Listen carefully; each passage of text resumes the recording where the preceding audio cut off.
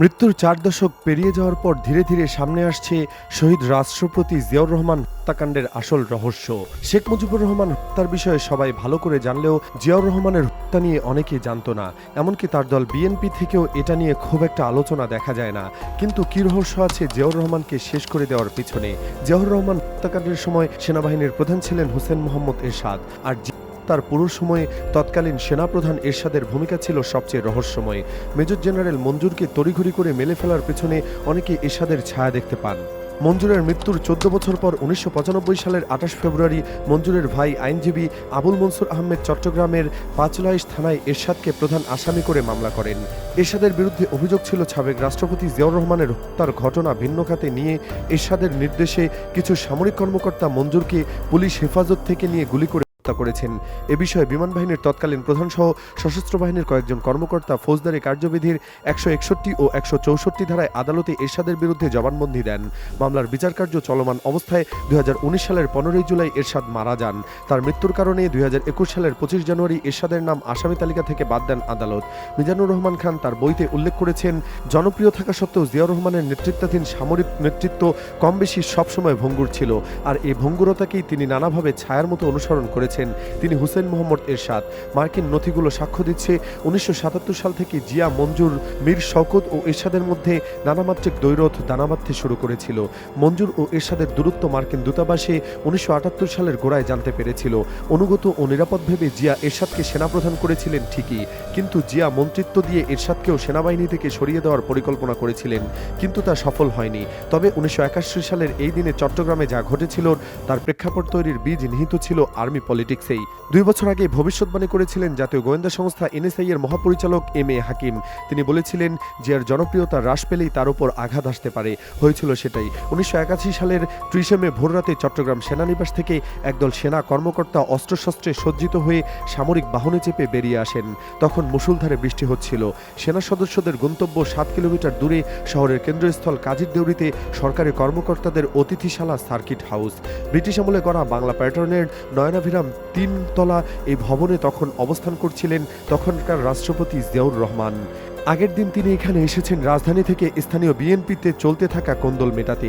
জিয়া হত্যার পূর্বাপর নিয়ে প্রোব নিউজের প্রধান সম্পাদক ইরতিজাজ নাসিম আলীর একটি অনুসন্ধানী রিপোর্টে ১৯৯৪ সালের মে মাসে দৈনিক ভোরের কাগজে ধারাবাহিকভাবে ৮ কিস্তিতে ছাপা হয়েছিল।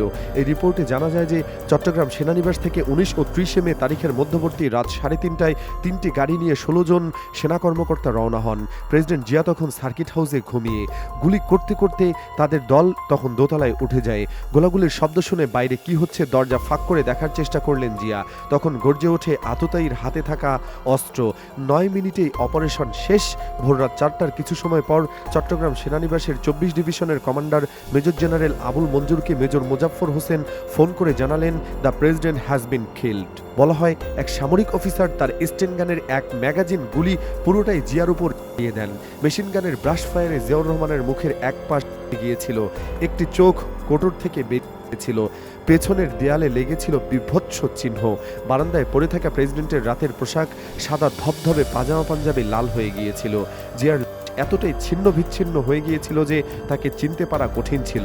চট্টগ্রামের তখনকার পুলিশ সুপার সৈয়দ শফিউদ্দিন আহমেদের পরিবারের সদস্যরা জানান, জিয়াউর রহমান নিহত হওয়ার পর দায়িত্বরত কোনো বেসামরিক কর্মকর্তা হিসেবে শফিউদ্দিন আহমেদই প্রথম ঘটনাস্থলে পৌঁছান। তিনি বারান্দায় পড়ে থাকা প্রেসিডেন্টের দেহ দেখে সেখানে স্ট্রোক করেন। জিয়ার সঙ্গে ওই দিন সার্কিট হাউসে গুলিতে নিহত হয়েছিলেন আরও ২ সেনা কর্মকর্তা, লেফটেন্যান্ট কর্নেল আহসান এবং ক্যাপ্টেন আশরাফুল হাফিজ খান। এরা ছিলেন রাষ্ট্রপতির নিরাপত্তা বাহিনী বা প্রেসিডেন্ট গার্ড রেজিমেন্টের সদস্য। জিয়ার এই হত্যাকাণ্ড নিয়ে লেখক সাংবাদিক মাহফুজুল্লাহ তার অনুভূতি প্রকাশ করেছিলেন সাংবাদিক গিয়াস কামাল চৌধুরীর কাছে। তিনি বলেন, জিয়া নিহত হয়েছিলেন তার প্রিয় সহকর্মী ও অনুগতদের হাতে। এটা কোনো বিচ্ছিন্ন ঘটনা ছিল না। অন্যদিকে জিয়ার এই মৃত্যু নিয়ে তার অন্যতম রাজনৈতিক সহযোগী ব্যারিস্টার মওদুদ আহমেদকে উদ্ধৃত করে গবেষক মহিউদ্দিন আহমেদ লিখেছেন, যাদের উপর জিয়া বেশি নির্ভর করেছিলেন তারা যদি তাদের আনুগত্য বজায় রাখতেন তাহলে জিয়ার এরকম মর্মান্তিক পরিণতি হতো না। রাষ্ট্রপতি জিয়াউর রহমান হত্যাকাণ্ডের একদিন পর ১৯৮১ সালের ৩১ মে দৈনিক ইত্তেফাকের প্রধান শিরোনাম ছিল প্রেসিডেন্ট জিয়া নিহত। উপশিরোনামে লেখা হয়, বিচারপতি সাত্তার অস্থায়ী রাষ্ট্রপ্রধান, বিএনপি তখনও ক্ষমতায়, অথচ দলের প্রতিষ্ঠাতার দেহ কোনো সন্ধান নেই। এমন অবস্থায় 1 মে ইত্তেফাকে একটি সংবাদ ছাপা হয়, যেখানে বলা হয় আন্তর্জাতিক রেড ক্রসের কর্মকর্তারা বিদ্রোহী সেনাদলের মেজর জেনারেল আবুল মঞ্জুরের সঙ্গে দেখা করে রাষ্ট্রপতির দেহ তাদের কাছে হস্তান্তরের অনুরোধ করেন, যদিও মঞ্জুর তা অস্বীকার করেন। ঢাকায় প্রকাশিত এক প্রেস নোটের বরাত দিয়ে বাসস জানায়, হত্যাকাণ্ডে নিহত প্রেসিডেন্টের দাফনের জন্য আন্তর্জাতিক রেড ক্রসের মাধ্যমে লাশ ফেরত চেয়ে প্রত্যাখ্যান হওয়ার পর দেশজুড়ে অস্থায়ী প্রেসিডেন্ট সাত্তার, প্রধানমন্ত্রী শাহ আব্দুল আজিজ, স্পিকারের অংশগ্রহণে গায়েবানা জানাজা হয়। এর পরদিনে গণমাধ্যমে সংবাদ হয় রাঙ্গুনিয়ায় পাহাড়ের পাদদেশে রাষ্ট্রপতি জিয়াউর রহমানের মরদেহ মাটি চাপা দেওয়া হয়েছিল। খবরে বলা হয় কর্নেল আহসান ও ক্যাপ্টেন হাফিজের মরদেহের সঙ্গে একই কবরে জিয়াউর রহমানের মরদেহ মাটি চাপা দেওয়া হয়েছিল। জিয়ার মরদেহ ছিল অন্য দুইজনের মরদেহের মাঝে। ইত্তেফাকের সেই কবরের ছবিও ছাপা হয়। এতে বলা হয় রাঙ্গুনিয়া কলেজের কাছে ছিল এই কবর। 25 টাকা করে পারিশ্রমিক দিয়ে তালেব আলী সহ দুজন স্থানীয় ব্যক্তিকে দিয়ে এই কবর খোঁড়ানো হয়।